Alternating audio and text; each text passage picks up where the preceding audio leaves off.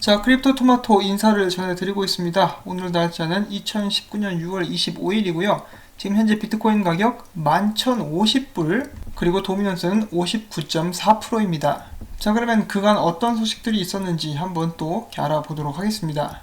자, 첫 번째로 코인베이스에서 3만 개의 이더리움을 던진 사람이 있었습니다. 이 싸가지. 아무튼 이 이더리움이 이 사람 때문에 3% 하락한 상태에서 거래가 진행이 되었었고, 유명한 암호화폐 트레이더인 돈 알트는 이렇게 이야기를 합니다. 이는 누군가가 코인베이스에서 보유하고 있는 이더리움을 털어버리기 위해서 슬리피지가 발생하는 것을 무시하는 처사다.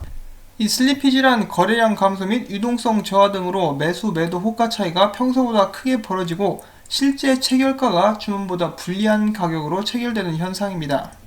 자, 그 다음에 러시아 중앙은행 관계자가 속 시원한 말을 한마디 해줍니다. 암호화폐 이용 사기 사건은 많지 않다. 이 공격자들에게 있어서 현금을 직접 다루는 것이 더 편리하다. 대부분 사기 사건이 은행 카드를 통해 현금을 인출하는 방식으로 이루어지고 있다. 그동안에는 미디어에서 전부 다 비트코인 탓을 했죠. 비트코인은 범죄에 악용이 된다. 비트코인은 추적이 안 된다라고 하면서 검은 돈 운용, 범죄 조직의 테러 자금 조달 등등 이 비트코인을 많이 까내려 쓰는데, 사실은 할 수만 있다면 범죄자들의 제일 선택은 현금입니다. 자, 그 다음에 인도로 가봅니다. 인도에서는 계속해서 암호화폐를 압박하는 인도 정부의 움직임이 포착이 되고 있는데, 지금 현재 인도에서는 비트코인이 약 8만 루블에 거래가 되고 있습니다. 이를 달러로 환전을 하면은 약 1만 1,500달러. 이 사람들이 소위 말하는 프리미엄, 그것도 카레 프리미엄이 붙은 것이죠. 왜 그런 것이냐면은 다른 국가와 비교해서 비트코인을 구입하기 힘들다는 점 때문에 인도에서 계속해서 사람들이 오히려 더 이렇게 거래를 하려고 하면서 프리미엄이 붙은 것이다 라고 이야기를 하고 있습니다. 이 아무래도 사람 심리가 그렇죠. 하지 말라고 하면 더 하고 싶고, 특히 이제 하고 싶은 거를 막으면은 몰래라도 하고 싶은 그런 심리가 있습니다. 자, 지금 현재 전쟁 위기를 맞고 있는 이란에서는 이제 앞으로 암호화폐 채굴자들은 전력을 공급받지 못할 것이다 라는 발표가 했는데, 이란 같은 경우는 현재 소비자 전력 공급을 위해서 매년 10억 달러 규모의 보조금을 지원을 하고 있는데, 이란 정부에서는 암호화폐 채굴에 전력 보조금이 반영돼서는 안 된다 라고 이야기를 하면서, 국가의 전력을 이용해서 암호화폐를 채굴하는 것은 불법이다. 그러므로 하지 마 이 새끼들아 라고 이야기를 했습니다. 자, 오늘도 끊이지 않는 페이스북 관련된 논란, 이번에는 미국 MIT 디지털 화폐 연구소 수석 고문이 이렇게 이야기를 했습니다. 페이스북을 경계해야 하지만 리브라 프로젝트는 지지해야 된다. 리브라는 은행 계좌가 없는 20억 명의 성인들에게 재정 서비스를 제공한다는 숭고한 목표를 지녔다. 리브라는 비트코인과 다른 암호화폐들이 세계 송금시장에 미친 보잘것없는 영향과는 달리 즉각적인 글로벌 네트워크 효과를 일으킬 것이다. 리브라의 프로젝트의 성공은 비트코인의 가치에 긍정적인 영향을 미치고, 향후 리브라 프로젝트가 검열에 직면할 때도 비트코인 디지털 금으로서 대안으로 떠오를 수 있다 라고 평가를 했습니다. 자, 은근히 이거 비트코인 욕하는 것 같으면서도 칭찬을 하는 것 같기도 하고 돌려가기의 달인이네요. 자, 그 다음에는 국제결제은행에서 이 리브라에 관한 의견을 내놨는데, 보고서에 따라서 그들은 이렇게 이야기를 하고 있습니다. 금융산업에 진출한 글로벌 테크 기업이 금융 포용성을 높일 수 있겠지만은 데이터 보호가 위협을 받을 수가 있다. 이 리브라 같은 경우는 지금 현재 규제로서 대응하기 어려운 잠재적 위험이 존재를 하고 있으며, 금융 규제, 경쟁 정책, 데이터 프라이버시 등을 포함할 수 있는 포괄적인 접근 방식의 정책이 시급하다. 만약 지금 전세계 규제 당국이 공조해서 조치를 취하지 않는다면 중앙은행의 통화정책 통제권이 민간 부문으로 상당히 이전되게 될 수 있다. 그리고 또한 계속해서 이렇게 된다면은, 일이 진행이 된다면은 전통은행 업계가 리브라 등 암호화폐와 경쟁해서 이익이 어려울 것이다 라고 솔직한 이런 분석도 내놨고요. 또한 리브라가 전통 금융과 같은 기반이 없지만 많은 사람들에게 더 낮은 거래 수수료를 제공할 수 있을 것이다. 암호화폐 산업은 이용자들에게 휴대전화와 유사기기를 통해서 결제, 송금 등 서비스를 제공하는 반면, 전통은행은 상당 부분 뒤처져 있는 것으로 보인다. 암호화폐는 분명 신흥 금융 기술이지만 디지털 자산으로서의 안정성은 여전히 의문이다. 개인정보 보호 문제가 발생할 가능성이 다분하다라고 덧붙였습니다. 자, 지금 보시면은 얘네들도 인정을 하고 있죠. 기존 은행들이 못 따라가고 있습니다. 특히 리브라 같은 경우는 활성화가 될 경우에 이 중앙은행의 권력을 뺏어올 수 있기 때문에 이렇게 중앙은행에서 눈에 불을 켜고 반대를 하는 것도 전혀 무리가 아니죠. 자, 이런 부분을 봤을 때 리브라의 행보는 아무래도 순탄치만은 않을 것이다 라고 생각을 해볼 수도 있겠고, 이 월스트리트 저널의 컬럼니스트는 또한 이런 글을 게시를 했습니다. 페이스북의 암호화폐 리브라는 끔찍한 인센티브 모델을 채택하고 있다. 리브라의 보유자들은 이로 인해서 항상 손해만 보게 될 것이며 페이스북의 리브라 프로젝트는 비자, 마스터카드, 페이팔, 우버 등 여러 개의 글로벌 대기업들과 협업을 통해서 추진이 되고 있다. 그들은 $10,000,000씩을 투자해서 40%에 이르는 투자 수익률을 기대할 수가 있다. 또한 리브라가 예상했었던 실사용률에 미치지 못하더라도 초기 투자자들은 수익성을 유지할 수 있는 방법, 예를 들어 중개 수수료 등을 찾을 수가 있다. 반면 리브라가 강점으로 주장하는 안정적인 준비금 규모는 오히려 토큰 보유자들에게 손해만 안기게 될 것이다. 리브라 보유자는 보험장치가 없다. 만약 준비금 가치의 직접적인 하락을 이야기할 수 있는 블랙스완, 갑자기 엄청나게 일어날 수 있는 큰 이벤트를 이야기하는 것이죠. 그런 사건들이 발생한다면 그 피해는 고스란히 토큰 보유자들에게 돌아갈 것이다 라고 설명을 했습니다. 일단은 스테이블 코인이기 때문에 국제적 환율 문제가 가장 큰 불안 요소로 작용을 할 수가 있게 되겠죠.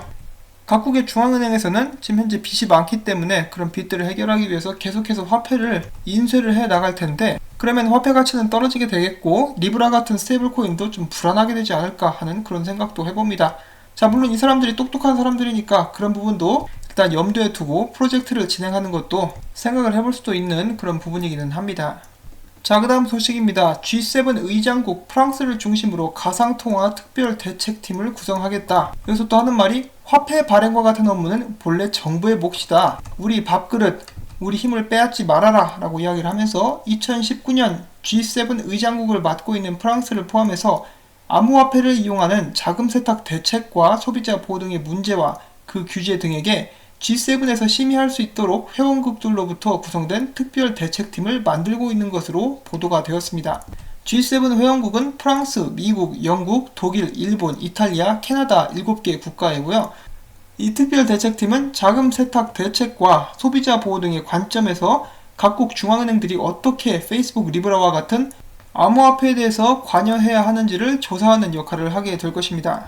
자, 그 다음엔 바이낸스 소식 잠깐 보도록 하겠는데, 얘네들은 US 달러 관련된 스테이블 코인을 또 추가를 하게 됩니다. 이 스테이블 코인의 이름은 USDSB입니다. 아주 징글징글하네요, 이 스테이블 코인. 자, 그 다음에 바이낸스 리서치에서 이번에 이야기하기를 암호화폐 큰손 투자자들은 콜드 월렛을 가장 선호한다. $500만 이상의 암호화폐 자산을 운용하는 투자자들 50% 이상이 콜드 월렛에 그들의 자산을 보관한다. 핫 월렛을 선호하는 투자자들은 33%에 그쳤으며 비위탁성 지갑은 12%로 가장 낮은 선호도를 나타냈다라고 이 보고서에는 이야기를 하고 있습니다. 이 아무래도 콜드 월렛의 가장 큰 장점이라면은 이 콜드 월렛 기기가 없으면은 해킹을 하더라도 자금을 빼내갈 수가 없다라는 데 있을 수가 있겠죠. 그래서 이 개인 지갑 중에서도 하드 월렛, 콜드 월렛이 인기가 많은 이유가 여기에 있습니다. 이 나쁜 놈들이 내 정보를 해킹을 했어요. 혹은 내 폰을 뚫었어요. 그러면은 이제 거래소에 있는 돈들은 훔쳐갈 수 있는 가능성이 많겠지만은 내 전체적인 자산을 이 하드웨어 월렛, 즉 콜드 월렛에 보관을 하게 되면은 훔쳐갈 수 있는 방법이 없는 것이죠. 일단 하드웨어 월렛에 암호화폐가 들어가게 되면은 그 하드웨어 월렛에서 허락을 해줘야만 암호화폐가 이동할 수가 있습니다. 이런 점들도 이렇게 참고를 해주시고, 이 장투를 하시는 분들이라면은 암호화폐 지갑을, 하드웨어 월렛을 하나쯤 마련하는 것을 고려를 해보시는 것도 좋을 것 같습니다. 자, 이렇게 해서 큰손 투자자들은 그나마 가장 안전한 방법인 이 콜드 월렛을 선호를 하고 있다라는 소식이었고요.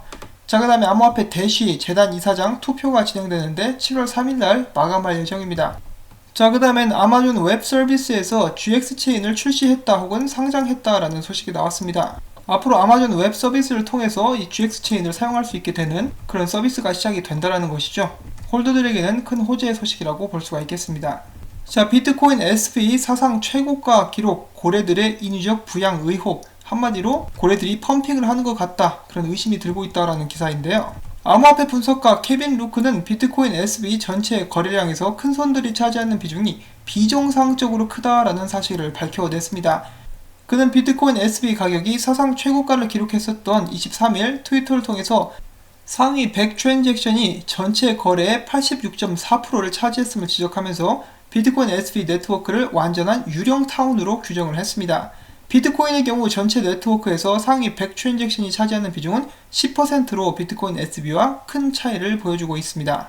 자, 사실 뭐 이런 부분들은 다른 코인들에서도 종종 목격이 되는 그런 부분이긴 한데, 이 비트코인 SV가 그랬다고 하니까 전혀 놀랍지는 않습니다. 그리고 한국에 은근히 비트코인 SV 팬들이 굉장히 많더라고요. 이 펌핑이 정말 엄청나게 온다라는 그런 이유에서인데요.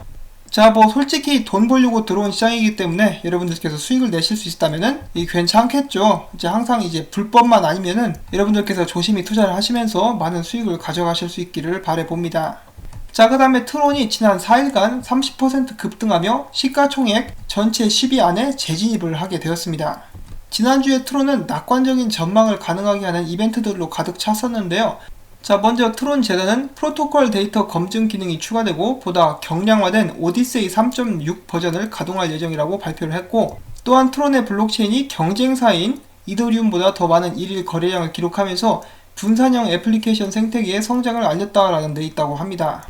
자, 그 다음에 이오스 소식입니다. 이오스가 모멘텀을 축적하며 다음 강세장을 준비하고 있다. 사람들은 이오스가 2018년 12월 이후 현재까지 가격 움직임을 봤을 때 조만간 가격이 10달러에서 11달러 사이에 도달할 수 있지만은 이 추세를 유지하기 위해서는 시장에서의 지속적인 지원이 필수적이다라고 지적을 했습니다. 자, 그 다음에 비트코인 소식 잠깐 보도록 하겠습니다. 비트코인 과매수 영역 진입에도 아직 강세 피로 현상 목격이 안 되고 있다. 이 피로한 듯한 그런 모습이 약간은 보여진 것 같기도 한데, 일단 기사를 함께 잠깐 보도록 하시죠. 코인데스크에 의하면은 비트코인 RSI가 과매수 영역에 진입을 했지만은 아직도 이 강세 피로 현상이 목격되고 있지 않다. 그러므로 비트코인의 강세 전망은 계속 유지될 수 있다라고 이야기를 했습니다. 코인데스크가 비트스탬프 데이터를 토대로 작성한 주간 차트, 3일 차트, 일별 차트의 RSI는 모두 70을 상회해 비트코인이 현재 과매수 상태임을 보여주고 있습니다. 그러나 3개의 차트의 가격 저점과 고점이 높아지는 패턴이 온전히 유지가 되고 있고 5개의 캔들 이동 평균과 10개의 캔들 이동 평균 모두 상승하면서 아직 강세 피로 현상은 나타나지 않은 것으로 분석이 되고 있습니다. 자, 지금 현재 비트코인 모습은 좀 특이하죠. 가격이 떨어질 듯한데 또 올리고, 거래량이 떨어진다 싶으면 언제 또 이렇게 거래량을 약간 또 올려주고 있고, 말 그대로 누가 이거 억지로 계속해서 조금씩 올리고 있다라는 생각마저 들게 합니다. 자, 그 예로 다음 기사를 들어볼 수가 있겠는데요. 비트코인 가격과 트랜잭션 성장 추세에 큰 괴리가 있다. 그 원인이 무엇인가? 라는 그런 기사인데요.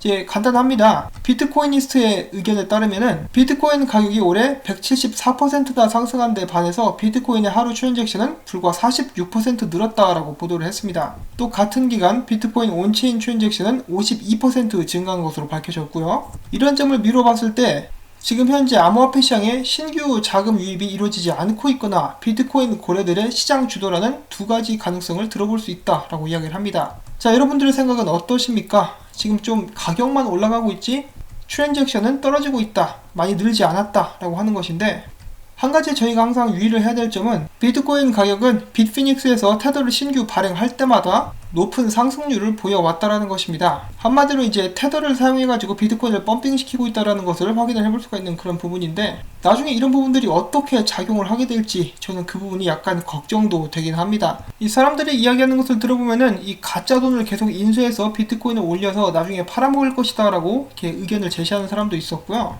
물론 이 상태로 가격이 계속해서 올라가게 되면은 아무래도 이제 일반 투자자들이 더욱더 많이 몰려들게 될 수도 있는 그런 효과가 나올 수도 있긴 하겠습니다. 자, 그런데 테더 감사를 했을 때 그때가 몇 달 전이었었는데, 그때 당시 이제 테더에서 가지고 있는 US 달러는 전체 테더 발행 물량의 74%밖에 되지 않는다라는 그런 소식도 나왔었죠. 근데 아무런 문제 없이 잘 흘러간 듯한 그런 모습이 보여지고 있습니다.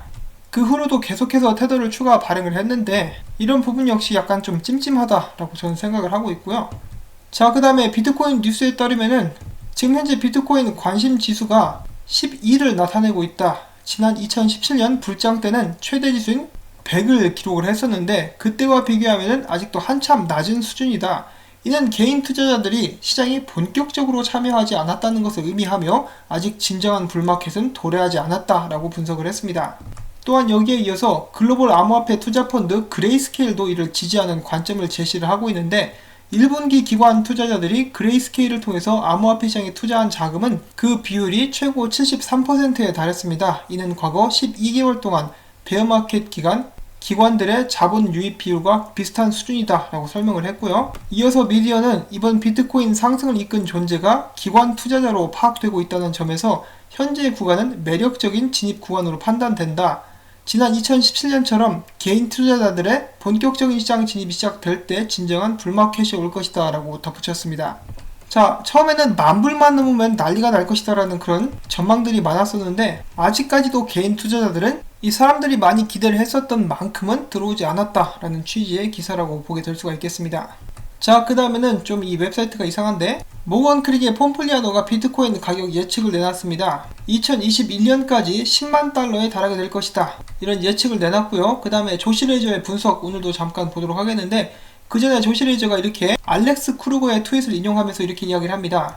작년 12월부터 현재까지 비트코인은 총 250% 상승을 보여주었습니다. 만약에 여기서 250% 상승을 추가로 보여줄 수 있다면 비트코인을 4만 달러 선까지 끌어올릴 수 있을 것이다 라고 하는 것이죠. 정확히는 259%라고 합니다. 그리고 또한 그는 오늘의 분석 역시 공유를 했는데요. 이 만약에 비트코인이 11,500불, 저는 700불이라고 이야기를 했었는데 그 저항선만 깰 수 있다면 단번에 이제 13,500불까지 올라갈 수 있다라고 이야기를 합니다. 단번에란 말은 안 했네요. 죄송합니다. 그러면서 그는 이렇게 이야기를 합니다. 나는 비트코인이 여기서 2,000달러 이상 또 상승할 수 있을 거라고 생각을 하고 있다. 자신 있다. 이런 식으로 또 이야기를 하고 있으면서 여기에는 나와있지 않지만은 다른 트윗에는 항상 이야기를 합니다. 혹시 모를 이런 하락에 대비해가지고 스탑 로스는 꼭 걸어 놓으라고 말이죠. 자, 그가 보고 있는 차트는 이런 모습입니다. 이 13,500불 선이 이 골든 레이시오라고 해가지고 여기까지 올라갈 가능성이 많다라고 다른 투자자들도 이야기를 하고 있습니다. 분석가들도 이야기를 하고 있는데 이것은 전 고점을 기준으로 한 그러한 가격입니다. 자, 과연 13,500불까지 올라갈 수 있을 것인가? 지금 현재 비트코인 보면은 이 괜찮은 움직임을 보여주고 있죠. 상승을 의미할 수 있는 어센딩 트라이앵글이 갖춰지고 있습니다. 그 다음에 이제 멍멍이로 소문난 이 크립토 덕이 이렇게 이야기를 하는데 나는 최근에 이제 롱 포지션을 약간 줄이기는 했다. 그렇지만은 이것을 이제 쇼칠 자신감은 전혀 없다. 차라리 나 같은 경우는 가격이 떨어질 때마다 조금씩 사는 쪽을 선택을 하겠다라고 이야기를 합니다. 자, 그가 보고 있는 차트는 이러한 모습입니다. 마찬가지로 비슷하죠. 11,500불 정도의 저항선이 이렇게 만들어진 그런 모습이 보여지고 있고 비트코인의 상승 기세가 예전만큼은 약간 못한 건 사실인데 그래도 아직 수그러들지 않고 계속해서 고점과 저점을 높여가고 있는 그런 상황입니다. 자, 과연 비트코인은 어디까지 상승만 할 수 있을 것인가? 여태까지 조정다운 조정이 한 번도 나오지 않았죠? 과연 이대로 전 고점을 갱신하러 가게 될 것인가? 아니면 많은 사람들이 예상을 했던 대로 조정을 받게 될 것인가? 지금 CME 선물시장에 숏포지션이 우세하다라고 하는데 그 뚝배기 깨면은 가격 쭉 올라갈 수 있습니다. 이렇게 좀 흔들리는 척 하면서 테더도 몽땅 찍어가지고 가격 올려버리면은 숏 스퀴즈 나오면서 가격이 쫙쫙 올라가게 될 가능성도 있겠죠. 아니면 이번에야말로 숏이 승리하면서 비트코인 가격이 떨어지게 될 수도 있겠습니다. 결론은 언제나 그렇듯이 올라가거나 내려가거나 그렇지만 아직까지 움직임을 봤을 때 이제 내려갈 것 같지는 않고 저항선이 여기 버티고 있으므로 이 저항선을 뚫느냐 안 뚫느냐 그런 것을 관심 있게 지켜보는 것이 좋겠다 이런 식으로 생각을 해볼 수가 있겠죠. 자, 영상이 좀 길어졌는데 또 바로 마치도록 하겠습니다. 이런 정보들이 여러분들께 도움이 되셨다면 구독과 좋아요 그리고 수고했다는 의미에서 광고 시청을 처음부터 광고가 끝날 때까지 여러분들께 부탁을 드리도록 하겠습니다. 바쁘신 분들은 이 광고를 켜 놓으시고 다른 볼일을 보시면서 제 귀로만 들어주셔도 저에게는 큰 도움이 됩니다. 오늘도 시청해주신 여러분들께 진심으로 감사의 말씀 전하면서 달려라 비트를 외쳐봅니다. 안녕히 계십시오. 달려라 비트!